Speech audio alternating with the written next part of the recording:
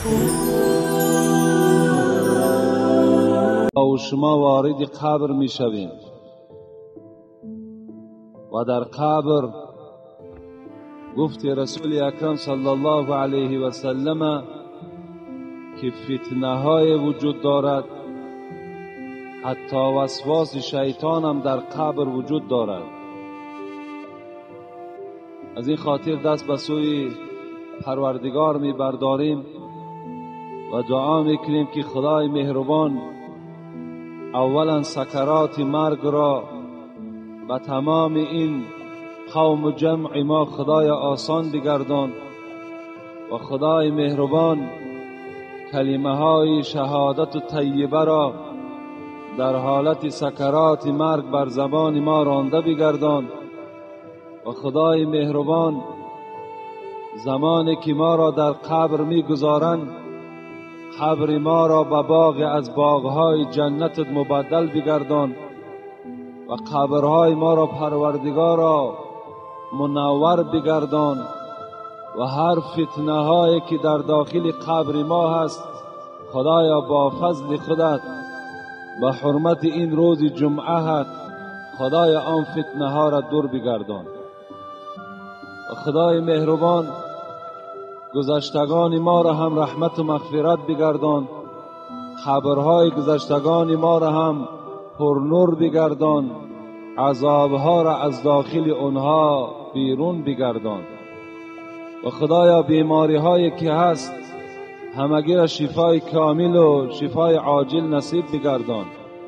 فرزند طلب هایی که در این قوم ما هست فرزندهای سالم و صالح خدا نصیبشان بگردان. مسافرهای ما را پروردگار صحت و سلامت به خاندان برسان. رهبران دولت ما را توفیقشان را پروردگار را رفیق بگردان و برای راست، برای عدل، برای خدا ترسی خداوندا هدایتشان کن و عمر دراز و تن صحت نصیبشان بگردان. آمین یا رب العالمین. جمعه پیشین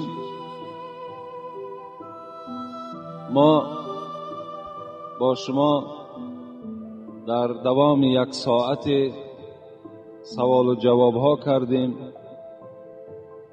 و این سوال و جواب های ما انجام نیافت و میخواهم که این جمعه هم این سوال های بیشماری که الحال باز باقی ماندگی هستند یک قسمت اونها را برای شما مختصرا جواب میگویم. السلام علیکم داملای محترم، من یکی از مخلصان شما میخواهم که به من مصلحت دهید. پدر یک دختری که از دهه خودمان هست به من گفت که فعل و رفتار تو به من معقول است، تو آدم نمازخوان هستی، بیا من دخترم را به تو میدهم، اما دختر به من معقول نیست. پدر دختر هم داملا هست، من چیکار کردم را نمیدانم. التماس داملای محترم به من یگان مصلحت دهید. البته رسول اکرم صلی الله علیه و سلم میفرماید هر یک نفری که میخواهد که یک زن را در نکاح خود درآورد پیش از نکاح حقوق دارد که به چهره آن زن نظر کند. یعنی وقتی اون زن نگاه میکند و اون زن به این مرد وقتی که قبول میشود، معقول میشود، این زمان میتواند که خواستگارهای خود روان کند. لیکن وقتی که کسی نباشد، خواه داملا باشد خواه غیر داملا باشد، وقتی دخترش را در یک جوان پیشنهاد میکند و اون جوان در وقتی که این دختر که معقول نباشد، جوان حق دارد که وی رد کند. میگوید که رحمت، تشکر زیاد، ما از شما منتدار، لیکن دختر شما بر من معقول نیست. این حقوق این جوان دارد. برای همین یگان جایی یعنی روسوزی هم ندارد، زیرا این یک حیات خیلی بردوام به همراه تو می باشد. وقتی از روز اول که در تو معقول که نباشد، برای تو زندگی دیگر لذیذ و شیرین نمیگذرد. زیرا وای در دل تو پسند نیست، در دل تو معقول نیست. لیکن جوان عزیز، من حدیث از پیغمبر خدا را برای تو قرائت میکنم که پیغمبر خدا میگوید تنکح المرأة لأربع، شما دخترها را ای جوانها از 4 جهت میگیرید: لجمالها ولمالها ولحسبها ولدینها. شما دخترها را از 4 جهت اهمیت داده و در نکاح می درارید. اول، بسیار جوانهایی هستند که فقط جمالدار میکابند. بسیاری از جوانهایی هستند، دوم گفتم پیغمبر، که مالدار میکابند. بسیاری از جوانهایی هستند که دخترهای وظیفه‌دار را میکابند. برادرش وظیفه دارد، پدرش وظیفه دارد. و بسیاری از شما دیندارها را میکابد. یعنی از 4 جهت، خواه مالداری او، خواه جمالداری او، خواه وظیفه‌داری او، خواه دینداری او. لیکن معلم ما، سرور ما به ما و شما چی میگوید؟ فاظفر بذات دین تربت یداک. همه شما جوانها دا من مصلحت میدهم، گفت پیغمبر، که دیندار را بگیرین. زن دیندار را گرفتین برای شما خدمتگار میشوند و خاندان تو پربرکات میشوند. و اگر جمال داشته باشد و نماز نداشته باشد، جمال داشته باشد و از خدا نترسد، جمال داشته باشد و حیا نداشته باشد، جمال او برای تو چی منفعت میبخشد؟ اون جمال بعد 1 سال یا بعد نیم سال اون جمال از چهره وی دور می شود. جمال او ابدی در او وجود ندارد. مالداری هم مثل همین است. به دولت مناز و به محنت ملال. سعدی را خدا رحمت کند. انسان باید به دولتداری ننازد، به کمبغلی هم ننالد. میگه به دولت مناز و به محنت ملال، که این هر دو را زود از زوال. اینا زود هستند که یا آدم کمبغل به دولت می شود یا دولتدار کمبغل می شود. این تجربه حیاتی امروزه ما و شما برای ما و شما درس شد. یک کنایه بود در یک زمانها. هیچ بودگان هر کی شدند، هیچ بودند، امروز کس شدند. دولت نداشتند، دولتدار شدند. دولتدارها امروز بی دولت شدند. امروز ما و شما دیده ایستاده ایم. حضرت میگد همین است رسم سرای درشت، گه پشتی زین و گه زین به پشت. این رسم سرای درشت، این سرای درشت، این دنیای بی عدل، این دنیایی که ما و شما داریم، این سرای درشت است. این حضرت سعدی میگوید که انا این قاعده دنیا همین است که گاه در پشت زین هستی، گاه زین در پشت تو هست. یعنی این دولتداری و مالداری شما ابدی نیست. برای همین اون مالداری را که ما و شما میگیریم، مال وی زود است که از دست او زوال میشود، میرود. وقتی وی کمبغل شد چیکار میکنی؟ باید که وی تو طلاق دهی، زیرا تو برای مالش وی گرفته بودی.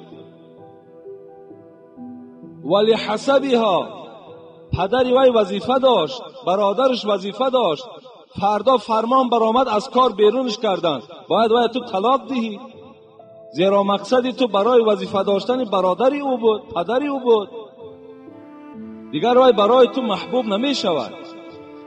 از این خاطر تعلیم رسول اکرم گوش کن در کار. دیندار، با ستر، با حیا، این برای ما و شما مبارک است. السلام علیکم داملای محترم.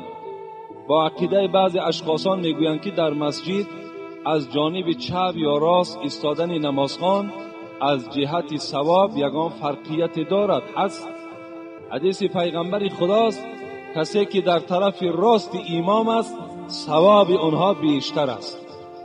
یعنی کسانی که اگر از این جانب می نشینند این جانب طرف راست امام است. اینجا رسول اکرم گفتند ثواب زیادتر است. در داخل مسجد از جانب چپ قامت گفتن یگان نقصان دارد؟ نه، باک ندارد. از هر جای مسجد اگر قامت برای نماز گویم باک ندارد. از هر جای قرآن، از هر جای مسجدم اگر قرآنم که خوانده شود باک ندارد.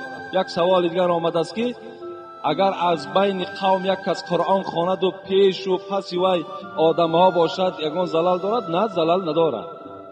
از کجای اگر مسجد از قفا است، از بین است، وقتی آیت خوانده می شود این یگان زلال و یگان نقصان ندارد.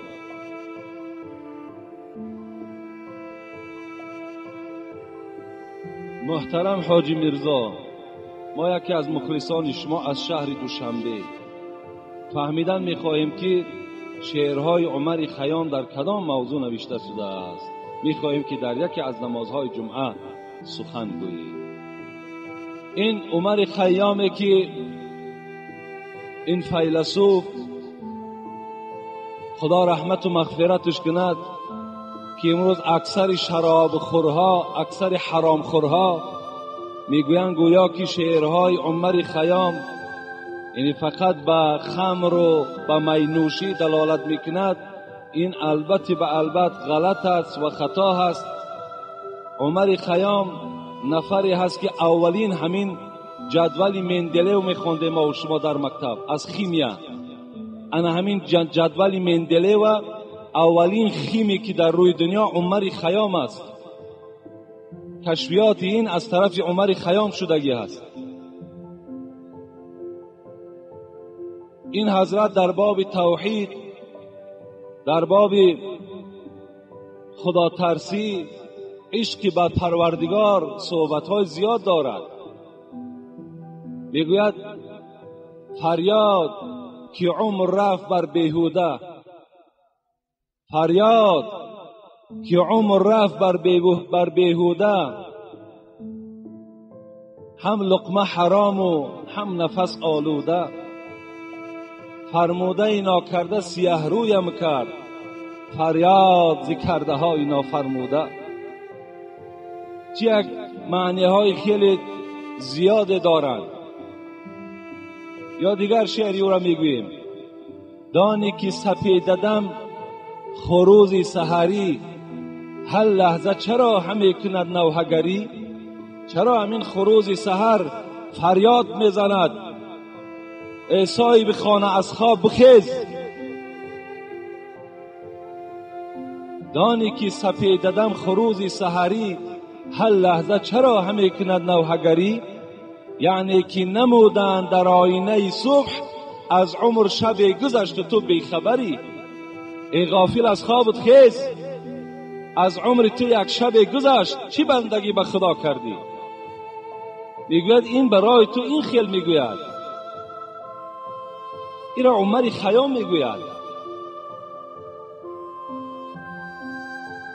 خدا رحمت کند عمر خیام. یگان خیالاتی بد نسبت این نگذرانی. اینا همه فیلسوف، همه این عالم های برجسته اسلام هستند. در یک شعرش میگفت که من در بسیاری از موعظه ها در معرکه ها میگویم گر از پی شهوت و هوا خواهی رفت. این تعلیل حدیث است. گر از پی شهوت و هوا خواهی رفت، از من خبرت که بینوا خواهی رفت. ای انسانی که تو امروز از پی نفس، از پی خواهش نفست حرکت کردیستی، یقین دان میگوید سوره یوسف این النفس لاماره بالسوء، این نفس شما دشمن شماست. این تحلیل آیت است. گر از پی شهوت و هوا خواهی رفت، از من خبرت که بینوا خواهی رفت. بینگر، حضرت میگوید همه شما در خطاب دارد، بینگر چی کسی و از کجا آمده ای؟ میدان که چی میکنی، کجا خواهی رفت؟ از کجا آمدی؟ از کجا آمدی؟ و برای چی آمدی؟ و چی کار کرده ایستاده ای و کجا می روی. این 4 چیز تحلیل که میگوید. ببین همه شعرهایی هست که فقط به سوی دعوت حقیقت، به سوی دعوت راست ما و شما را دعوت کردند.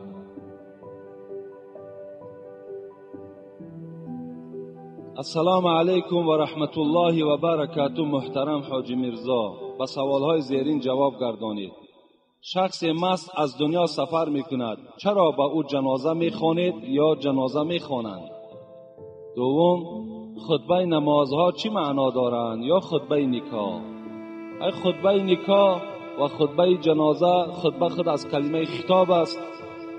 یعنی خطبه ها همه سر به سر چی تحلیل های زیبا دارند، چی یک معناهای خیلی بلند دارند. لیکن افسوس که این جمعه های ما و شما یعنی فرصتی او را ندارد، وقتی او را ندارد که ما هر یک دانه خطبه را برای شما تحلیل کنیم، از جهت نرسیدن جای، از جهت در بیرون بدن مردم. دیگر ما وقتی نمیابیم که به شما خطبه را دانه به دانه تحلیل کنیم و الا انشاءالله اونقدر یعنی علم ذره داریم که همون خطبه ها را برای شما تحلیل کنیم، لیکن فرصتش نمیرسد. خطبه این یک خطابی هست، باید خطبه هم به موعظه گذرد. لیکن آدم های مستی که از دنیا میگذرند، چرا جنازه میخوانید یا میخوانند؟ در اصل ما چندین آدم های مست جنازه خواندیم، چندین آدم هایی که از گیرین مرده بودن جنازه خواندیم، لیکن همونها فرزندهای قوم ما بودن، فرزندهای کسانی بودن که در همین پهلوی من نماز میخوانند. از ما خواهش کردند که نماز هم را خوانده دهید. اگر من نمیخواندنم دیگر کس میخواندش. امروز یک شرایطی شده است که یعنی اگر چی من ردم کنم بگم همین انسان ایمان ندارد، حالا که من 10 دلیل دارم که آدمی مست از دنیا میگذرد یا آدمی که از گیرایی کشیدن میگذرد یا در راه دزدی میگذرد، اینا نفرهایی هستند که اگر تمام مولوی های دنیا جنازش خوانند و ایمان ندارد. لیکن امروز یک وضعیت شرایطی شده است که وای باید به جنازه نماند. همه شما این شرایط و این وضعیت میدانید، لیکن یقین دانند که جنازه ما که خوانده می شود، لیکن وای هیچ یگان فایده از این جنازه ما برده نمیتواند. لیکن زیرا که وای خودش نجاست است، وای خودش بی نماز است، در او چگونه نماز ما درست می شود؟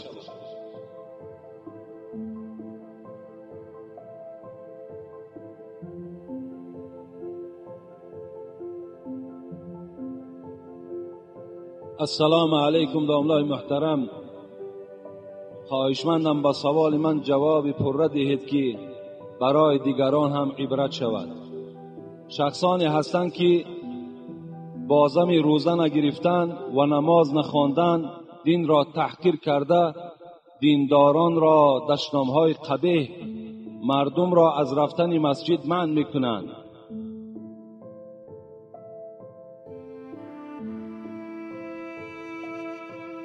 در اسلام جنازه کردن این چنین شخصان چی معنی دارد؟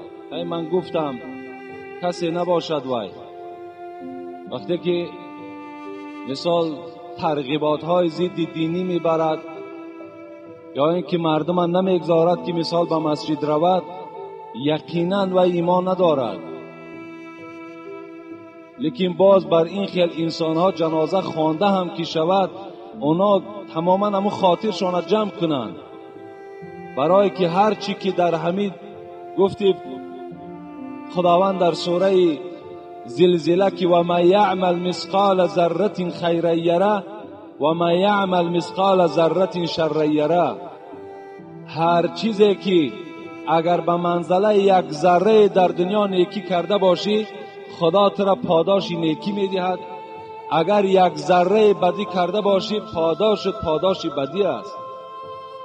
از مکافات عمل غافل مشو، گندم از گندم بروید جو ز جو. هر چیزی که در دنیا شما کاری دین حتمی باید چکار میکنین در نزد پروردگار شما پاداش میگیرین.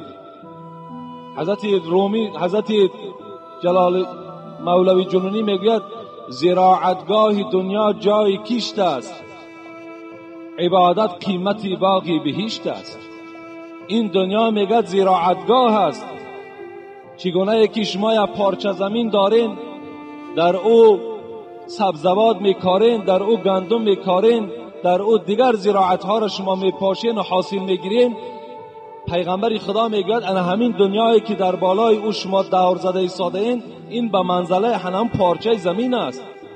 هر چیزی که کاری دین انا همون جزاش منتظر باشین. عبادت قیمتی باقی بهشت است. اون کلیدی که بهشت کشاده میکند، آن جنتی که تمام نعمتها در داخلش دارد، برای کسانی هستند که در دنیا عبادت دارند، در دنیا رنج دارند، در دنیا عذاب و مشقت از حساب اسلام میکشند. انا جنت نصیب اونهاست. هم مبارزه با اسلام میبری، هم دیندار را بد میبینی، هم ملاها را بد میبینی و هم میخوای باز وارد جنت شوی.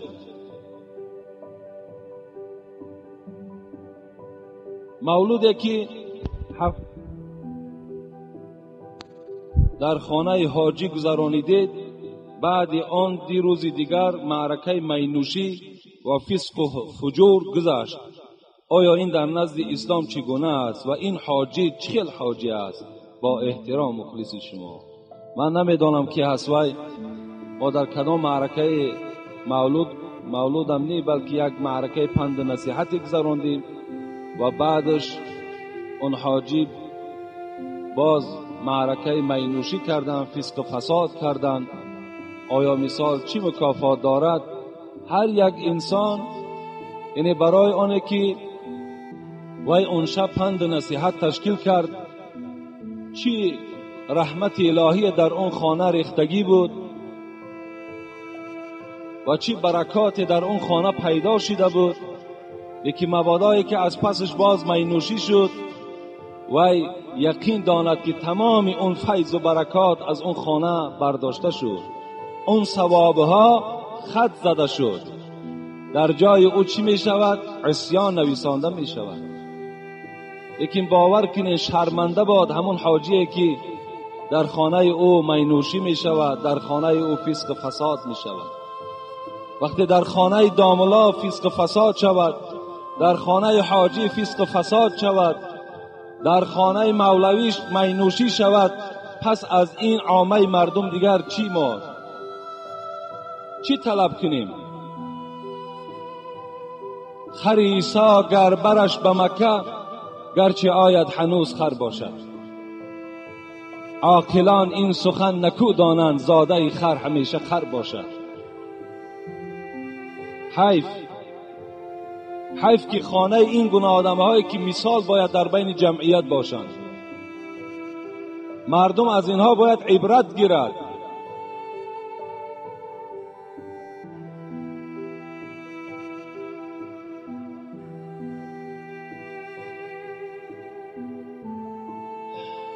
السلام علیکم. داملای شیرین سخن برای مردانی که لباسهای تنگ می پوشند همه سخن می گفتید.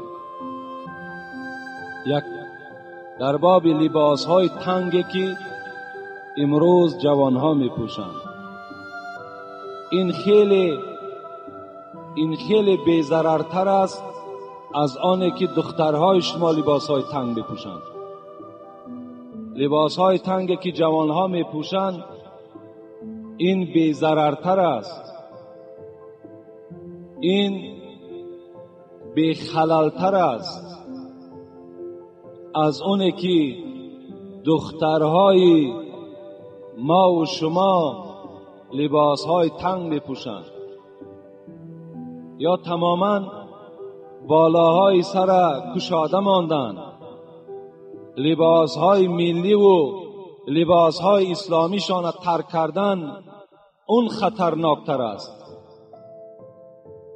و اون عذاب دارد.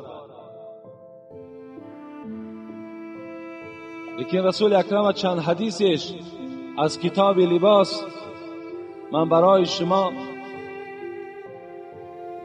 الحال میگویم که اولا همه شما بدانید که لباس خودش یک نعمت است.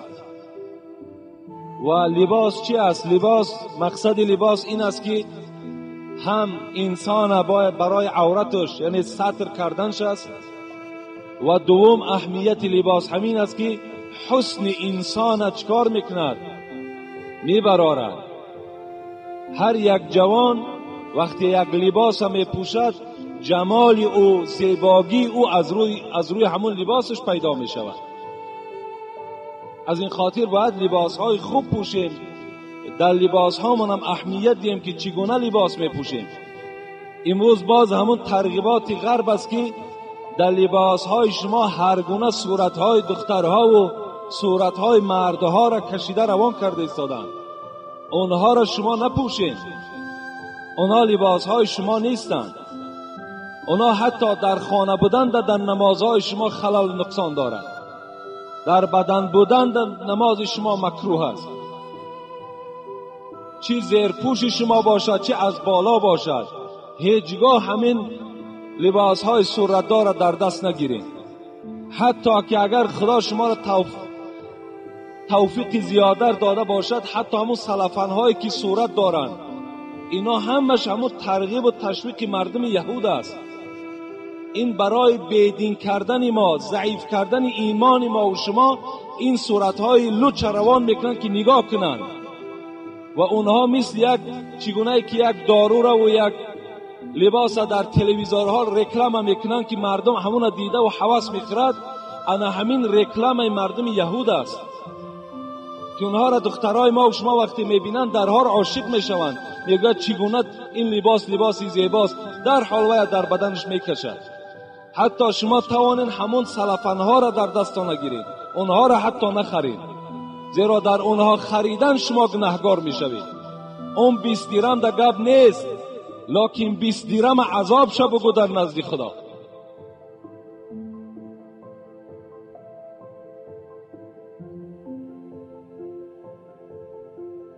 مر رجل علیه ثوبان احمران فسلم علی النبی فلم يرد علیه، رواه ترمذی.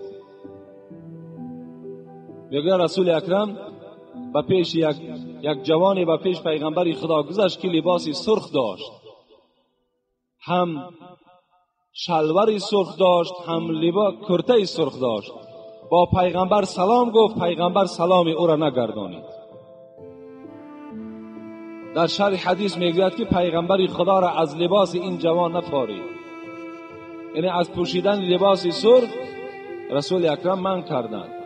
رسول اکرم دوست می داشتن سفید را، دوست می داشتن سیاه را، دوست می داشتن لباس سبز را. خوبتر و بهترش اینا است، اگرچه در دیگر لباس ها هم صحبت ها هست، لیکن بهترینش رسول اکرم جدا کردن لباس سفید است. گفتن با لباس سفید گفتن حیات خودتان گذرانین و حتی در حالت مردن تانم کفن تانم از لباس سفید کنید. حالا سرشیدگی است. انشاءالله همینجا یک مسجد دو آشیانه در نظر گرفتگی هستیم و زیاده از 1000 آدم انشاءالله در همینجا باید که ما جای کنیم، زیرا که یک زمستان ما و شما گذرانیدیم، چند زمستان گذرانیدیم و چند بهارها را گذرانیدیم. حالت مردم را دیدیم که چه حالت در نماز خواندند. از این خاطر این خدا برکت دهد. بعضی برادرهای ما از آن جمله اینجا حاجی عارف هم اشتراک دارند که خیلی یاردم کلانی کردن برای همین مسجد ما. انشاءالله این گونه مخلص ها ما داریم و این گونه جوان های هستند که خداوند توفیقشان دهد ما را کمک میکنند و این مسجد هم یک آبادی شهر ما و شما می شود. یک آبادی همین مسجد ما می شود. گفتن که همینجا یک یشی گرداندن در کار تای میلش اختیار دارند. السلام علیکم داملای خوشتخن. شخصی که پرسد ساعت چند شد، در این حالت ساعت 1:17 گذشته باشد بگویی که 1:20 شده است، آیا این دروغ است یا نه؟ همراه 1:17 گو آخی، همون 1:17 باشد بگو 1:17، در اصل دروغ می شود. وقتی میگو 1:17 هست میگو 1:20 شد، دروغ می شود کو. از این خاطر این گپ در همون 3 دقیقه نیست، گپ در این که میگد الخیر عادتون و شر عادتون و نفس معتادتون. این نیکی عادت است، بدی هم عادت است، لیکن نفس یکی از اینا میگیرد. یعنی وقتی که تو 1 بار دروغ گفتی، الکی برای تو دروغ گفتن آسان می شود، دفعه دیگر هم دروغ میگویی، 2 بار شد الکی برای تو آسان است، دیگر 3م بار و 4م بار دیگر همین تا دروغ گفتن میگیری. وقتی دروغ گفتی رسول اکرم میگه الکذاب لا امتی، دروغگو اصلا امتی من نیست. از این خاطر بهترین صورت شمین است چند باشد همون ساعت برای همون جواب گو. شما اگر تو 1:17 گوی وای نمیخندد یا تو را یگان دشنام نمیدهد، برعکس وای باز وقت چه عمیق‌تر میفهمد چیز جای زلال است.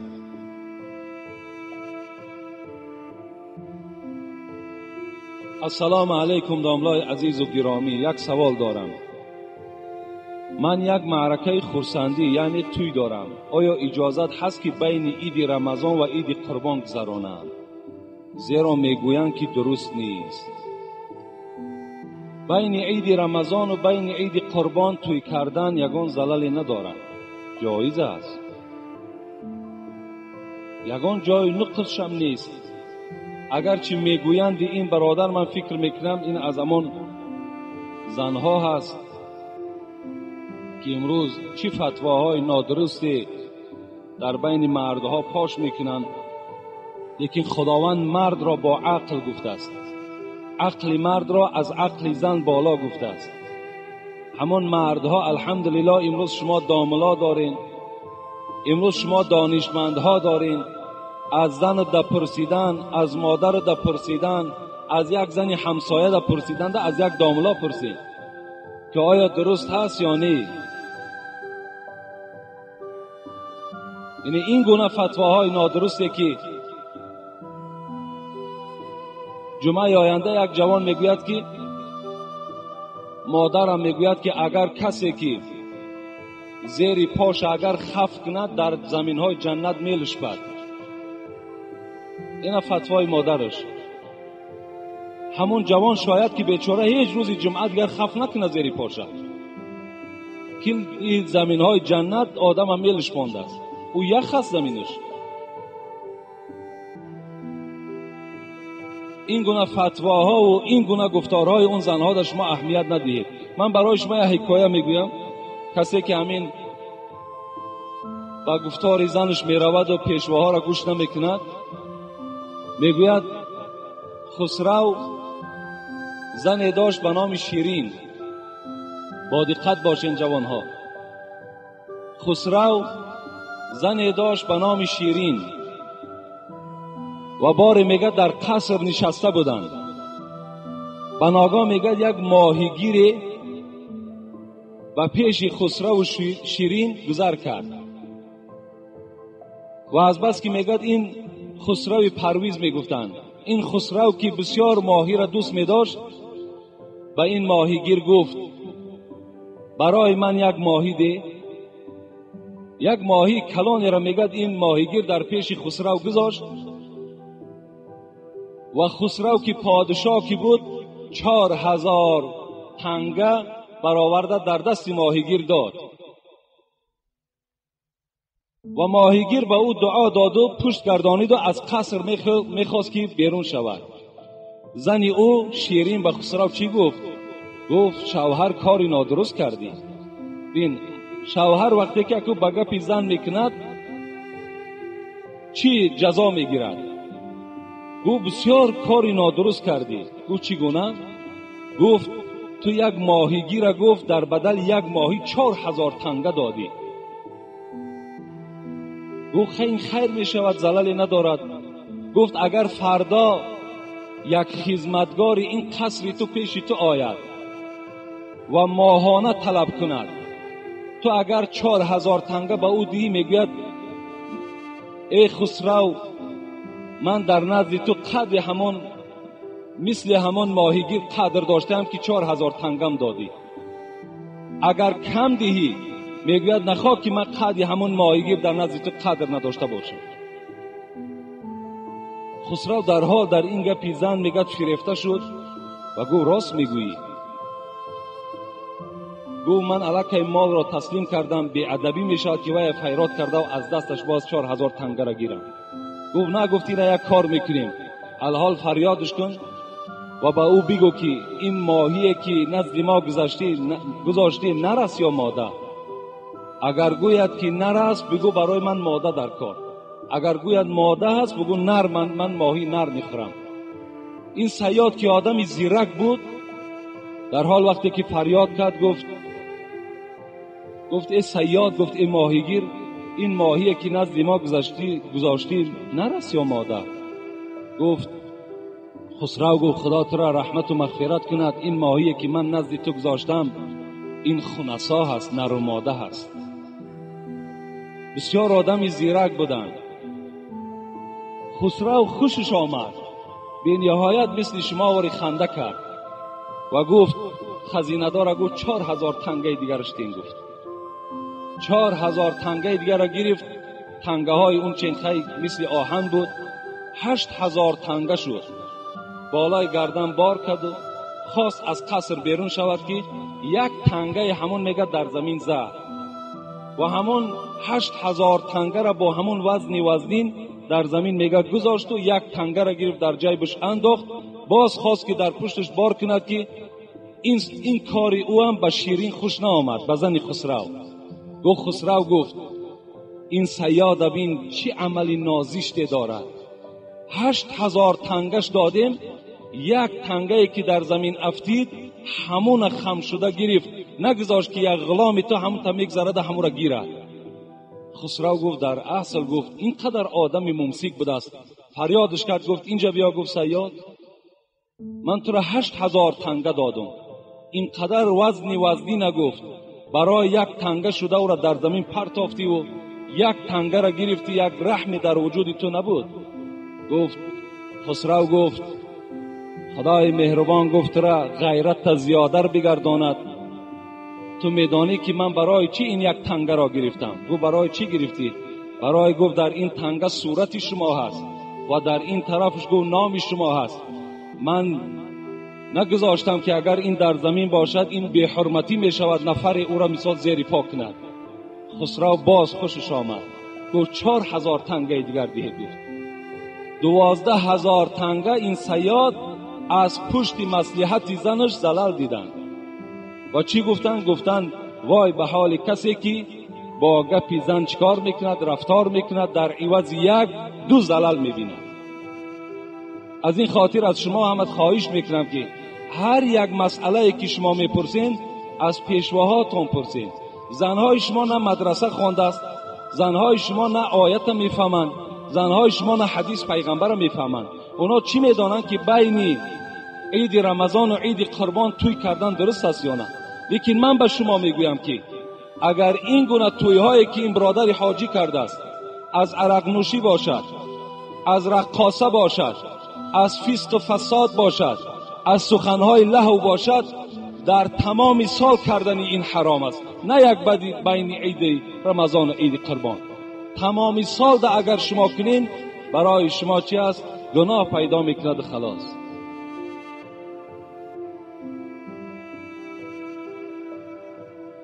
السلام علیکم داملای محترم، یک سوال دارم. آیا در توی آیت خواندن درست است یا نه؟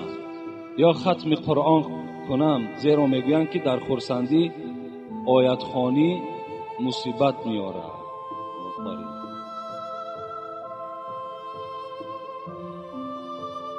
عرق دادن مصیبت نمیاره. در $300 و $500 یک دختر فاحشه در بین حولی ما و شما پا میزند، مصیبت نمیاره. $1000 $2000 در یک سراینده از کیم کدام مکان گرفته میاریم، مصیبت نمیاره. دخترها را فتح میپوشانیم پیش حضرت امیرجان میبریم، مصیبت نمیارد. معرکه های سیر خراجات و بی‌معنی که در خانه ما و شما رخ میدهد، اینا مصیبت نمیارن و یک آیه قرآن که در معرکه خوانده شود مصیبت میارد. خودتان مقایسه کنین، مصیبت در آیت خواندن است یا مصیبت در این معرکه هایی که من یادآور شدم؟ خوش به حال آن برادری که در معرکه او صدای قرآن است. خوش به حال آن برادری که در توی او موعظه است. خوش به حال آن برادری که در خاندان اون ختم قرآن می شود. اینا برکات هستند. پیغمبر خدا می گوید ما من قوم یقومون من مجلس لم یذکر الله تعالی فی الا قام عن مثل جیفة الحمار. در کدام خانه ای که اگر توی شود، در کدام خانه ای که اگر نکاح شود، در کدام خانه ای که اگر خدایی شود، با اصطلاح امروزه که ما خدایی میگیم یعنی خیر احسان شود، اگر در اون خانه اگر امر معروف و نهی منکر نشود، اون مردم پیغمبر خدا گفتن اونها نعمتهای حلال کرده را نخوردن، اونها از اون شوربا و آش و میوجاتی که این بیچاره خریده است او را نخوردن، بلکه اینها از گوشت و پوست خر خورده و خسته خانه هاشون رفتن. در معرکه‌ای که اگر یاد خدا نشود، در معرکه‌ای که اگر یک حدیث پیغمبری خدا تحلیل نشود، اون معرکه را رسول اکرم با یک خری مرده تشبیه دادند.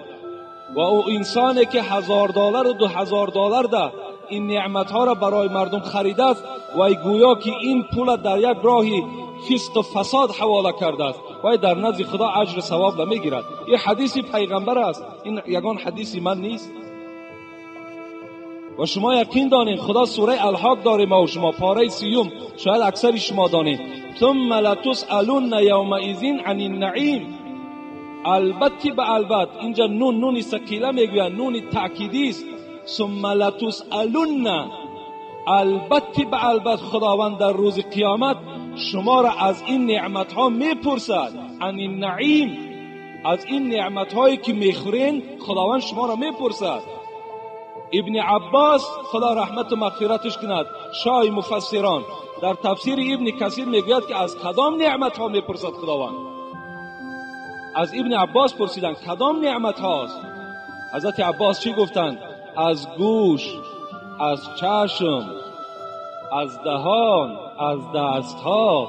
اینا نعمتی هستند که خدا بر ما داد و از اینها در روز قیامت خداوند میپرسد که اینها را ما در کدام راه صرف کردیم. حضرت سعدی چی میگوید؟ چشم از برای دیدن آیات قدرت است. بیایید یک نظر کنیم کنی همین نعمتهای خدا داده است، این چشم برای تماشا کردن همون فسق و فساد است یا برای یگان چیز دیگر است؟ بیاین سعدی را گوش کنین. چشم از برای دیدن آیات قدرت است. آیات گفتن نشانه ها. شما میگوید با این چشم این آسمانی بیکنار تماشا کنید. شما با این چشم این آسمانی بی ستون تماشا کنید. شما با این چشم این ستاره هایی که از زمین دیده کلان هستند و یکدیگر قطع حرکت دارن با یکدیگر نمیرسن، این قدرت ها را مشاهده کنید. با این چشم شما این بحرها را نظر کنید که اینقدر حیوان ها در داخل او رزق روزی یافته خورده ایستادند، اینها را شما نظر کنید. این چشم برای او هست. میگوید این چشم برای او است که شما قدم زنان مسجد بیایید. چشم از برای دیدن آیات قدرت است. گوش از پی شنیدن اخبار حکمت است. این گوش ها میگه باید که حکمت شنوند، اینها باید آیت قرآن شنوند، اینها باید موعظه را شنوند، اینها باید که پند و نصیحت شنوند. در آخر چی گفت سعدی؟ بین چی یک سخت برای کسانی که این گوش و این چشم، این گوش و این چشم اگر در راه خودش صرف نشود، چی میگوید؟ هرگر که حق نبیند و حق نشنود کسی، آن چشمی که حقیقت نمی بیند، آن گوشی که حقیقت را نمی شنود، هرگر که حق نبیند و حق نشنود کسی، کور و کر است بلکه از آنم فروتر است. وای کور است، وای کر است، بلکه از اونم دیده پستر است. خدا در قرآن میگه، سوره اعراف است والله اعلم یا انفال است، اولئک کالانعام بل هم اضلوا اولئک هم الغافلون. این کسانی که این اعضاها را در راه نادرست صرف میکنن، اینها اولئک کالانعام، انعام گفته چارپا را میگن، اینا گو مثل چارپایان هستند. بل هم اضلوا، اینا از چارپایها هم دیده پستر هستند. اولئک هم الغافلون، این کسانی که این اعضاها را در راه نادرست صرف میکنن، اینا از حیوان هم دیده پستر و در غفلت هستند. خدا میگوید البته در تویخانه آیت خواندن مصیبت نمی آورد، بلکه این کارهای ناروا و نادرست و این معرکه های سیر خراجات و سیر اسراف شما برای شما مصیبت می آورد. یک مصیبت شمین است که شما را قرضدار میکند، دیگر مصیبت شمین است که فرزندهای شما را در بدر کرده است، بیچاره در ملک‌های غریبی کار کرده ایستاده.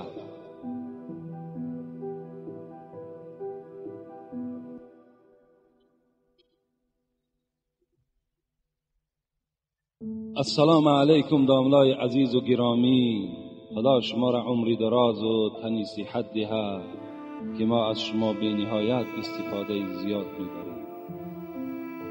درباره ثواب صلوات چی ثوابی دارد؟ من هر روز 100 بار صلوات میگویم. التماس برای من چیزی خبر ده.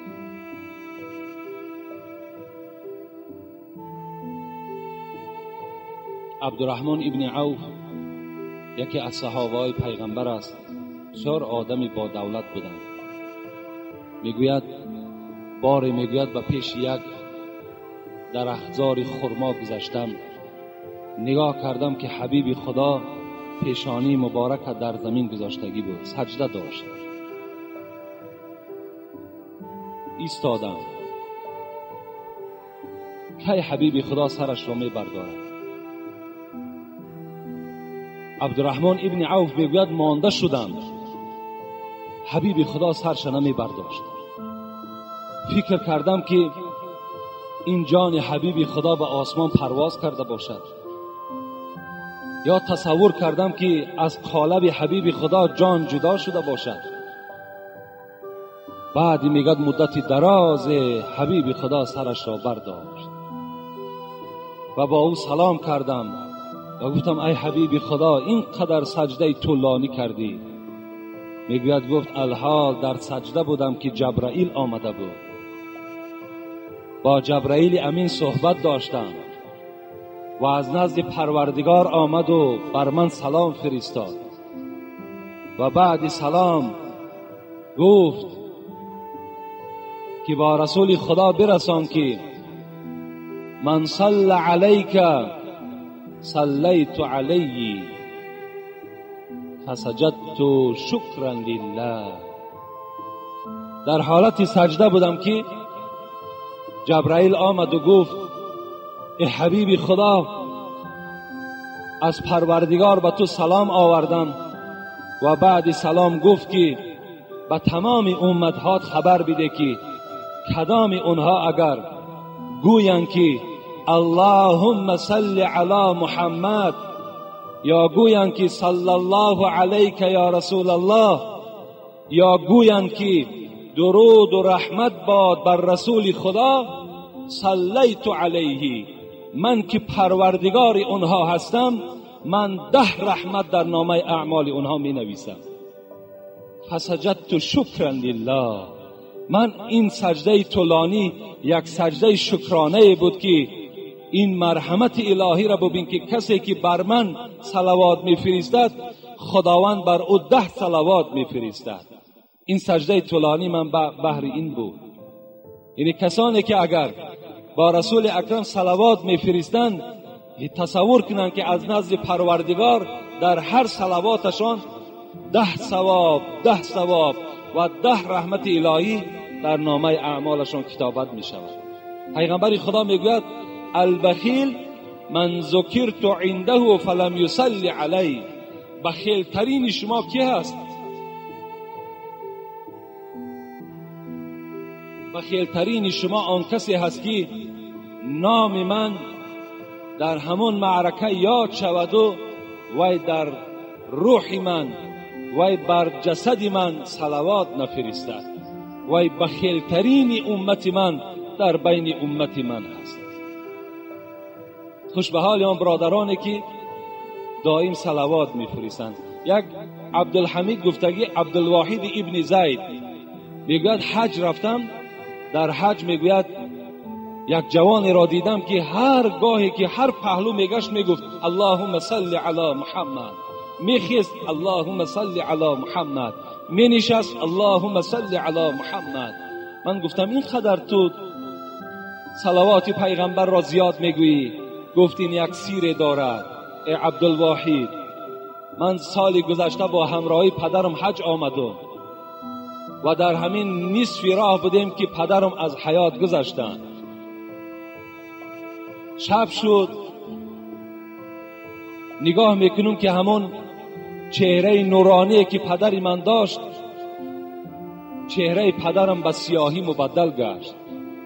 چهره پدرم به نهایت سیاه شد. خیلی غمگین شدم، زیرا سبب سیاهی این سبب یگان بدبختی می شود. چرا چهره پدری من سیاه شد؟ من که دائم صلوات می گفتم و همه وقت که این عادت من بود، وظیفه من که بود، شب میگه در خواب نگاه کردم یک مرد خیلی زیبای نزد من آمد و من پرسان کردم ای دوستی خدا شما کی هستین؟ گفت من رسول خدا صلی الله علیه و آله و سلم هستم. و آمدم و این چهره سیاهی که در پدر تو پیدا شد و تو را غمگین گردانید، برای آنی که تو دائم بر من صلوات میفرستی، من از پروردگار خود طلب کردم که روی چهره این فرزندی که دائم صلوات میگوید چهره این پروردگار را با اصل خودش مبدل بگردان. و مرا پروردگارم اجازت داد و الحال من مسح در بالای چهره پدر تو کردم و چهره پدر تو مثل اوله شد. از خاطر چی؟ از خاطر که تو دائم در زبانت اللهم صل علی محمد و علی آل محمد داری. از این خاطر این وظیفه هر کدام ما و شما هست. بازم این صلوات گفتن باز با سنت های پیغمبرم چنگ زدن در کار. فقط صلوات چگویم و لیکن با سنت هاش اهمیت ندهیم، این معنی نداره. محبت باید جدی باشد. از روی محبت میگوی. حضرت امام ازهری را پرسیدن ما معنی محبت العبد لله و للرسول؟ ای عالم زمان، کسی گوید که من پیغمبر خدا را دوست می‌دارم، کسی گوید همین خدایی که مرا خلق کرده است دوستش می‌دارم، آیا وی باور کنیم یا نه؟ امام ازهری گفتن اینجا گفت یک تجربه هست برای آنی که وی شما فهمین که وی دروغگو هست، وی از روی زبان میگوید یا از تحت دل. اینجا گفت امرش همین است که الطاعت لهما والاتیان فی امرهما. نگاه کنین که آیا وی پیروی قرآن و پیروی حدیث های پیغمبر هست یا نه. اگر آن چیزی که خدا گفته است، آن چیزی که پیغمبر گفته است اگر عمل کننده باشد، یقین دانین که وی محب خدا و محب پیغمبر است. لیکن اگر گوید من خدا را دوست می‌دارم، پیغمبر را دوست می‌دارم، این مرحمت نگاه کنین که رفتم حج کردم، 3-4 هزار دلار صرف کردم، یکی وقتی معرکش از عرق نوشی و وقتی که اگر در خانهش فسق فساد شود، و یکی باور میکنه؟ کی باور میکنه؟ آدم مسلمان باور نمیکنه.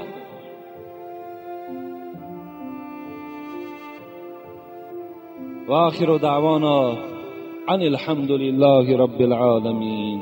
انشاءالله ما با شما باز مگرم سوال جواب کنیم، زیرا به نهایت سوالهای زیاد است و سوالهای هستن باور کن از موضوعهای جمعه را دیدن مهم هستند. اگرچه موضوعهای ما در پیش هستند، انشاءالله با شما باشیم، زنده و سلامت باشیم. فقط شما دعا کنین که خداوند عمر ما را دراز گرداند و تن صحت بر ما نصیب گرداند. انشاءالله هر یک خواسته که از شما باشد و هر یک موعظه‌ای که یعنی قوت ما در او میرسیدگی باشد، ما به سمع شما انشاءالله حقیقت چه میرسانم.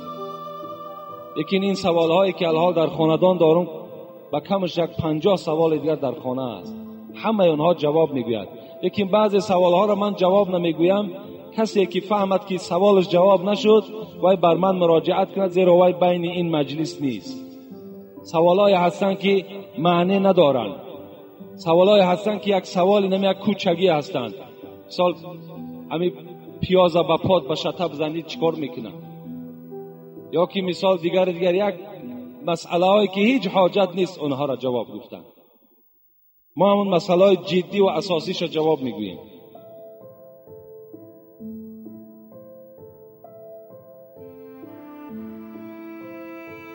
اینجا در یک قطار برادرها در این مسجد ما یاردم کردن. از آن جمله یک برادرمان جمعه پیشین ابراهیم از دوشنبه یک بلندگویک آورد که اینجا در نزد من استادگی هست.